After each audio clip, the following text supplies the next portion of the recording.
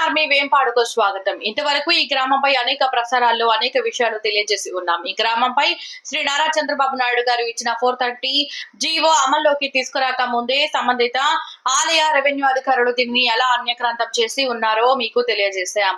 ఇంకా ఇది చాలానట్టు స్థానిక నూజివీడు ఒక ప్రముఖ కాంగ్రెస్ నాయకుడు సంబంధిత ఆలయ అధికారులు ప్రోత్సహించి హైకోర్టులో ఈ జీవోపై ఛాలెంజ్ చేసి సస్పెండ్ చేయాలని చెప్పి కోర్టులో దావా వేయించాడు. అప్పుడు కాంగ్రెస్ పార్టీ అధికారంలో ఉండటం వల్ల చేసేదేమీ లేక చూస్తూ ఏమీ చేయాలో స్థానికేతర రైతులు ఆలోచనలు పడ్డారు. తదుపరి అంశం రేపు ప్రసారం చేయబడే వీడియోలో చూడగలరు. గ్రీన్ ఆర్మీ వేంపాడుకి స్వాగతం. ఇంతకు ముందు ఈ వేంపాడు గ్రామంపై రెవెన్యూ అధికారులు ఆలయంకు పాస్బుక్ ఇచ్చి ఉన్నారు అని తెలిపి ఉన్నాం. పాస్బుక్ ఆలయంకు వచ్చిన వెంటనే అప్పటి ప్రభుత్వం 79 జీవోను కూడా ఇవ్వడం జరిగింది. ఇందులో మీరు గమనించవలసింది ఏమిటంటే ఎండోమెంట్ వారు కాంగ్రెస్ ప్రభుత్వంలో చంద్రబాబు నాయుడు ప్రభుత్వంలో ఈ గ్రామంపై ఇచ్చిన 430 జీవోను రద్దు చేయించడం వల్ల తిరిగి మరలా వచ్చిన చంద్రబాబు నాయుడు ప్రభుత్వంలోనే ఈ ఆలయంకు పాస్బుక్ ఇవ్వవలసి వచ్చింది. మరియు జీవో ఎంఎస్ నెంబర్ 79 ఈ గ్రామంపై కూడా వర్తించేలా ఇవ్వడం జరిగింది.